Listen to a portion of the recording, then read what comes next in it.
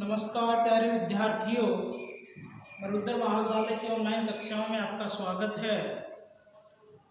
हम BSc part second year की electronic physics के बारे में अध्ययन कर रहे थे। इलेक्ट्रॉनिक फिजिक्स में हमारा सर्किट एनालिसिस टॉपिक चल रहा है, जिसमें हमने network theory, electric source, Kirchhoff law आदि के बारे में अध्ययन कर लिया। लास्ट ईयर में हमने किरचॉफ लॉ पढ़े थे। किरचॉफ के नियम कितने प्रकार के होते हैं? दो प्रकार के होते हैं, एक तो धारा नियम और दूसरा वोल्टता नियम।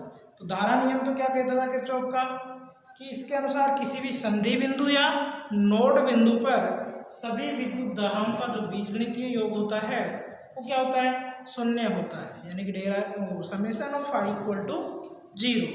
दूसरा वोल्टता का नियम पढ़ा था। तो वोल्टता का नियम क्या था कि किसी भी विद्युत परिपथ में जो विद्युत वोल्टता के मान की इसके अनुसार गणना की जा सकती है, और इस नियम के अनुसार क्या होता था, किसी निश्चित दिशा में लूप के लिए विद्युत वोल्टताओं का बीजगणितीय योग शून्य के बराबर होता है। ठीक है, यानी कि del summation of V equal to 0। दो नियमों के बारे में अध्ययन किया।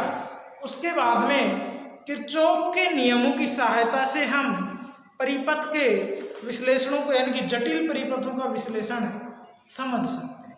कौन से? यानी कि किरचॉफ के नियमों की सहायता से जो परिपथों का विश्लेषण होता है वो कितने प्रकार से किया जा सकता है, किस प्रकार से किया जा सकता है। तो डियर स्टूडेंट्स, दो नियमों की सहायता से परिपथ विश्लेषण को समझा जा सकता है। एक तो होता है लूप एनालिसिस थ्योरम, लूप विश्लेषण परिपथ। दूसरा होता है नोड एनालिसिस थ्योरम, नोड यानी संधि विश्लेषण परिपथ। ठीक है, तो यानी कि किरचॉफ के नियमों की सहायता से हम जटिल परिपथों का विश्लेषण कर सकते हैं, और दो प्रकार के कर सकते हैं। एक तो लूप विश्लेषण परिमेय के द्वारा, दूसरा होता है नोड या संधि विश्लेषण परिमेय के द्वारा। तो पहला हम अध्ययन करेंगे लूप विश्लेषण परिमेय।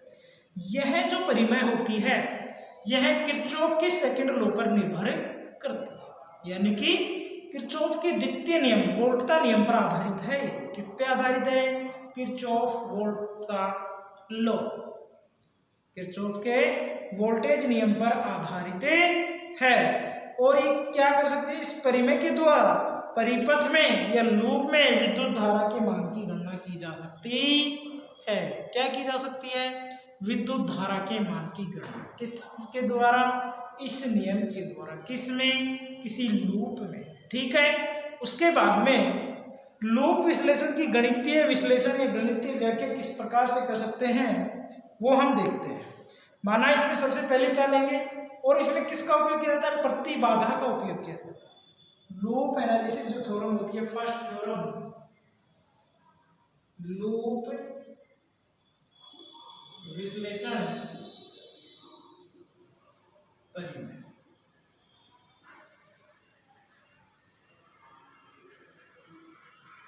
डियर स्टूडेंट्स, ये जो परिमेय है इसमें सबसे पहले तो क्या कहते हैं कि विद्युत धारा के मान की गणना, विद्युत धारा के मान की गणना।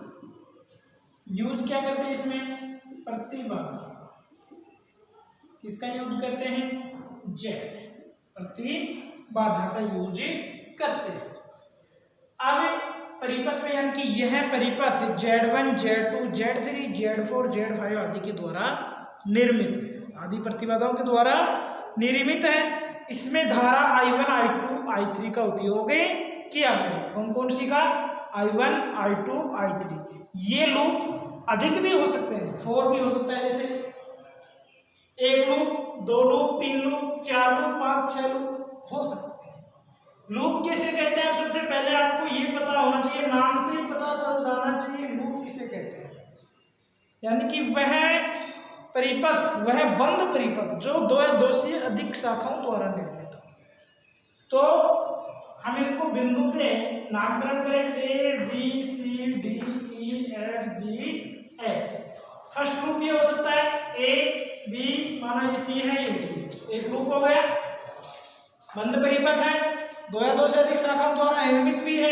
इसी प्रकार ये सेकंड परिपथ हो सकता है, यहाँ से माना ये है A B C D। दो या दो से अधिक शाखाओं द्वारा निर्मित बंद भरी पृथ्वी। तीसरा कहां से कहां तक, यहां से यहां तक। ठीक है, तो 3 लूप हो गए। अब तीनों लूपों में हमारे को करंट का मान याद करना है, I1 I2 I3 का मान याद करना है। ये आपके एग्जाम की दृष्टि से भी इम्पोर्टेंट है, कंपटीशन एग्जाम में भी पूछे जाते हैं, इस पर निर्धारित क्वेश्चन या इस पर निर्भर क्वेश्चन पूछे जाते हैं। अब इसमें किस किस का, सबसे पहले हमारे को परिपथ का नॉलेज होना चाहिए। परिपथ बनाया, किस किस का उपयोग किया गया है, यानी कि जेड प्रतिबाधा का उपयोग किया गया है, करंट I1 I2 I3 का उपयोग किया गया है, वोल्टता E का प्रयोग किया गया है। यहाँ तक किसी को कोई दिक्कत? अब इसमें हम अप्लाई केवीएल नियम अप्लाई करेंगे। कौन सा नियम? Kirchhoff voltage law. जब किरचॉफ वोल्टेज लॉ इसमें अप्लाई करेंगे तो लूप फर्स्ट में अप्लाई करेंगे। ये कौन सा है? Loop first. ठीक है, यहां से अप्लाई करेंगे नेगेटिव पॉजिटिव। और करंट क्या कहता है कि high voltage to low voltage, तो ये क्या है? Low voltage to high voltage, तो इसको किस रूप में लिखेंगे? नेगेटिव। यानी पहले बात करते हैं apply KVL in loop first. पहले लूप में जब हम किरचॉफ वोल्टेज लॉ अप्लाई करेंगे तो यहां से स्टार्ट करेंगे, यानी कि नेगेटिव पॉजिटिव यानी कि विपरीत हो गए। क्यों हुआ है? क्योंकि current high voltage to low voltage के रूप में काम करता है। तो ये लो टू हाई है, तो क्या लिखेंगे यहाँ? -E। ठीक है, उसके बाद I1 करंट है, इसमें R यानी प्रतिरोध की जगह क्या यूज ले रहे हैं? एम्पीडेंस यानी कि प्रतिबाधा। तो Z1 तो क्या लिख सकते हैं? I1 Z1 -E plus I1 Z। ठीक है, यहां तक आपका काम कंप्लीट हो गया।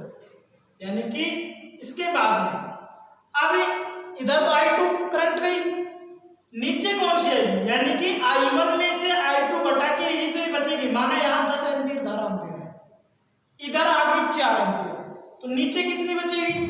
6 बची ना। तो हम इसको क्या लिख सकते हैं? I1 -I2। तो डियर स्टूडेंट, यहाँ क्या हो जाएगा करंट के रूप में? तो क्या हो जाएगा? I1 -I2 dot Z3। तो क्या लिख सकते हैं? Plus I1 -I2 Z3। आगे कोई है? कुछ नहीं, यानी कि 0। ये आपकी इक्वेशन बनती है। इसको ध्यान से समझना है। एक बार समझ में आ गई, तीनों लूप आप खुद निकालो। क्या किया है? सबसे पहले एक लूप लिया है, माना इसको नामकरण दिया ABCDA, ये लूप ले लिया। इसमें हमारे को किरचॉफ का वोल्टेज नियम लागू करना है। और कैसे करेंगे भाई? करंट क्या है? High voltage to low voltage, तो इधर लो से हाई है तो नेगेटिव हो गया, तो माइनस नहीं लिख दिया। ठीक है, वोल्ट का लिख दिया। फिर यहाँ प्लस माइनस, यानी कि प्लस से माइनस है, I1 डॉट Z1। फिर यहाँ करंट का डिवाइडेशन हो रहा है, डिवीजन हो रहा है, तो ये किस रूप में हो रहा है? I1 -I2 का जो शेष बचता है वो यहाँ प्राप्त होता है। I1 -I2 dot Z। ये ऐसे कैसे लिखते हैं? Equal to 0।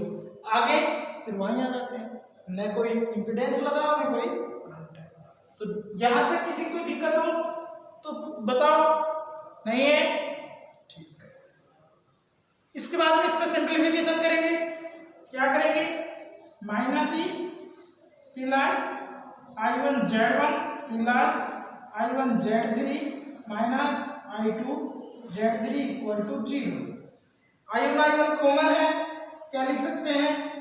I1 क्या बचा? Z1, यहाँ से क्या बचा? Z3 माइनस I2 Z3, इसका पक्षांतरण किया, पॉजिटिव की। ये इक्वेशन हमारे को प्राप्त होती है लूप फर्स्ट से। इसको हम दे देंगे समीकरण नंबर 1। यहाँ तक हमारे को प्राप्त होगी इक्वेशन नंबर फर्स्ट। इसी प्रकार आपको लूप सेकंड में खुद को निकालना है और लूप थर्ड में भी खुद को सोल्व करना है। क्या करोगे? इसी प्रकार से लूप सेकंड और लूप थर्ड में निकालोगे। यदि किसी को समझ में नहीं आए तो फिर से चेक करोगे। एक बार मैं आपको फिर से बता देता हूँ। लूप सेकंड के लिए बात करते हैं हम। Apply KVL in loop second. Loop second कहां से स्टार्ट हो रहा है? यहां से। माना ये कोई बिंदु बी है, ये सी, ये डी, ये ए, फिर बी, यानी कि ये कहां से कहां तक? यहां से यहां तक लूप सेकंड। लूप की परिभाषा से हम जानते हैं ये बात। लूप की परिभाषा क्या होती है कि एक ऐसा बंद परिपथ जो दो या दो से अधिक शाखाओं द्वारा निर्मित हो। तो दो या दो से अधिक शाखाओं द्वारा निर्मित है। वोल्टेज डिवाइडेशन भी है इसमें, यानी कि वो धारा का जो विभाजन हो रहा है वो भी हो रहा है। अब इसमें अप्लाई करेंगे हम केवीएल। तो यहां से अप्लाई करें, करंट I2 लो चल रही है, कोई दिक्कत नहीं है, ऐसा ही होना चाहिए। I2 Z2 क्या लिखेंगे? I2 apply KVL in loop second. तो पहले क्या आया? I2 dot Z। इसके बाद में धारा का विभाजन हुआ, I2 I3 हुई, यानी कि माना यहां हमने 20 वोल्टता की धारा दी, इधर 10 आ रही तो इधर कितनी बचेगी? 10, यानी कि हम क्या कह सकते हैं? I2 minus I3। तो ये क्या हो जाएगा? I2 minus I3 Z4। तो क्या लिख सकते हैं? Plus I2 minus I3 dot Z4। इसके बाद इधर कुछ नहीं है, इधर जाएंगे तो धारा की दिशा चेंज हो रही है, और धारा की दिशा जब चेंज होगी इस लूप के लिए, तो जो हमने ये I1 माइनस I2 लिया है उल्टा होगा, यानी कि I2 माइनस I1 होगा। ध्यान रखना इस बात को आपको। जब धारा की डायरेक्शन चेंज हो रही है तो जो ऊपर से जो करंट हमारे को प्राप्त हो रही है उसकी जस्ट अपोजिट डायरेक्शन में होगी। तो इसको क्या लिख सकते हैं? Plus I2 minus I1 dot Z3 equal to 0। ये लूप सेकंड की बात होगी। अब क्या करेंगे? इसका सिंप्लीफिकेशन। जब इसका सरलीकरण करेंगे, यानी कि जो कोष्टक के अंदर है उसको बाहर डॉट से जो संख्या है उससे मल्टीप्लाई कर देंगे, तो क्या आएगा? ये I2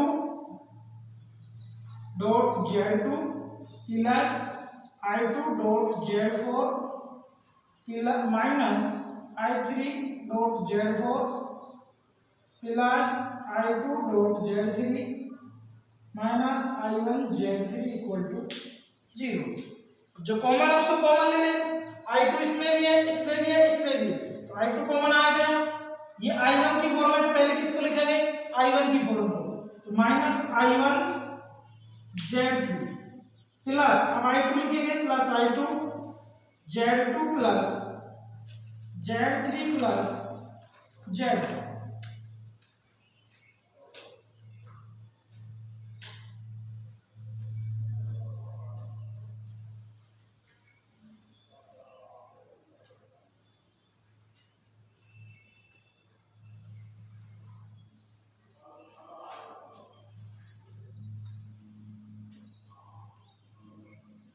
इसके बाद में क्या लिखेंगे? I3 की टर्म क्या बच गई? I3 Z4 equal to 0। ये आपका सेकंड समीकरण प्राप्त हो गया, यानी कि फर्स्ट समीकरण प्राप्त हुआ फर्स्ट लूप से, सेकंड समीकरण प्राप्त हो गया सेकंड लूप से। क्या प्राप्त हुआ? Minus I1 Z3 plus I2 कोष्टक में Z2 plus Z3 plus Z4 minus I3 Z4 equal to 0, यानी कि यहां से इसका सिंप्लीफिकेशन किया है तो ये समीकरण प्राप्त हो गई। इसी प्रकार लूप थर्ड की बात करें। लूप थर्ड की बात करते हैं तो I3 current I3 dot Z5, इसके बाद में इधर आ गए, यहाँ धारा की दिशा ऊपर वाली से जस्ट अपोजिट है, तो जो I2 माइनस I3 था ये क्या हो जाएगा? I3 माइनस I2, तो I3 minus I2 dot Z4 ये आपके लिया गया यहाँ I3 dot Z5 plus I3 minus I2 Z4, इसका सिंप्लीफिकेशन किया तो क्या आया? I3 dot I5 plus I3 Z4 minus I2 Z4 equal to 0, और जो मतलब I3 यहाँ कॉमन आ गया, Z4 प्लस Z5 बचा, minus I2 Z4 equal to 0। अब ये जो समीकरण 3 आई है, समीकरण 1, 2 और 3, ये मैंने आपको समझाया है, ये सिस्टम से लिख रखा है, इधर आपको समझाने के लिए प्रयोग किया गया है, उधर आपके नोट्स के लिए लिखा गया है। तो यहाँ तक किसी के दोनों लूपों में कोई दिक्कत, थर्ड लूप भी बताया, यहाँ तक किसी की कोई दिक्कत? चलो ठीक है, यहाँ से मैं इसको हटा देता हूँ। इसके बाद में क्या करना है? इसके बाद में जो हमारे पास तीनों समीकरण आई हैं उनको प्रतिबाधा मैट्रिक्स के रूप में लिखना है, यानी कि I1 I2 I3 एक तरफ और जेड वाली जो टर्म है वो मैट्रिक्स के रूप में लिखेंगे, उसके आगे एनर्जी फॉर्म में लिखेंगे जो E है, यानी कि वोल्टता फॉर्म। तो इसको किस रूप में लिख सकते हैं? पहले तो प्रतिबाधा मैट्रिक्स के रूप में लिखेंगे। तो प्रतिबाधा मैट्रिक्स क्या होगा? यानी किसको लिख सकते हैं? Z equal to Z11, Z12, Z13, Z21, Z22, Z23, Z31, Z32, Z33 लिख सकते हैं। अब जो Z11 क्या है? ये यानी कि लूप फर्स्ट में जो I का मान है क्या है? Z1 प्लस Z3 क्या है? जो प्रथम पास की प्रतिबाधा है वो Z11 है, जो Z22 है वो द्वितीय पास की प्रतिबाधा है। किसकी है? द्वितीय पास की। जो Z33 है वो तृतीय पास की प्रतिबाधा है। और जो ये है Z12 और Z21 ये पहले और दूसरे पास के मध्य अन्योन्य प्रतिबाधा है। जो Z12 है और Z21 है वो क्या है? पहले और दूसरे पास के मध्य अन्योन्य प्रतिबाधा है। इसी प्रकार Z23 और Z32 ये दूसरे और तीसरे पास के मध्य अन्योन्य प्रतिबाधा है। यहाँ तक किसी को दिक्कत? अब इनकी वैल्यू रखेंगे, जैसे Z11, Z22, Z33 इनकी वैल्यू रखेंगे, Z12 की वैल्यू रखेंगे, Z13 की। तो ये वैल्यू हमारी क्या है? Z11 की तो वैल्यू क्या है? Z1 प्लस Z3, इधर Z12 की माइनस Z3, Z13 की वैल्यू नहीं है तो क्या आएगी? 0। इसी प्रकार Z21 की माइनस Z3, Z22 की Z2 plus Z3 plus Z4, Z23 की माइनस Z4। इसी प्रकार 31 की 0, 32 की माइनस Z4, 33 की Z4 प्लस Z5। अब इसको हम मतलब कंप्लीट मैट्रिक्स के रूप में कैसे लिखेंगे? यानी कि वोल्टता बराबर प्रतिबाधा और करंट, इस रूप में लिखेंगे। तो वोल्टता तो हमारे पास क्या प्राप्त हुई है? समीकरण 1 में मिला है हमारे वोल्टता, यानी कि E। समीकरण 2 में भी वोल्टता 0 है और 3 में भी 0 है। इसको इस रूप में लिख सकते हैं। Z की वैल्यू भी हमने लिखी ली है, मतलब Z की वैल्यू जो लिखी है वो ऐसे कैसे, और I की वैल्यू कितनी है? I1, I2, I3। ये आपकी मैट्रिक्स फॉर्म होगी। क्या होगा? ये आपका मैट्रिक्स फॉर्म के रूप में होगा। अब इसमें Z13 0 है और क्या है 0? Z31 बाकी सेम है, बाकी जो वैल्यू दी गई है उसको पुट करना है। 2 0 है तो Z13 है, Z31। ठीक है, तो यहाँ तक किसी स्टूडेंट्स को प्रॉब्लम हो तो एक बार फिर पूछ लेना। और इसको आपको समझना है, पहले लूप फर्स्ट के लिए आप निकालोगे, सेकंड के लिए भी और थर्ड के लिए भी बगैर देखे आपको निकालना है। यदि समझ में आता है तो आपको वोल्टता का मान मानना है, जैसे माना 50 है, इधर Z1 का मान मानना है और I1 आपको निकालना है। ठीक है, तो आज के लिए काफी है।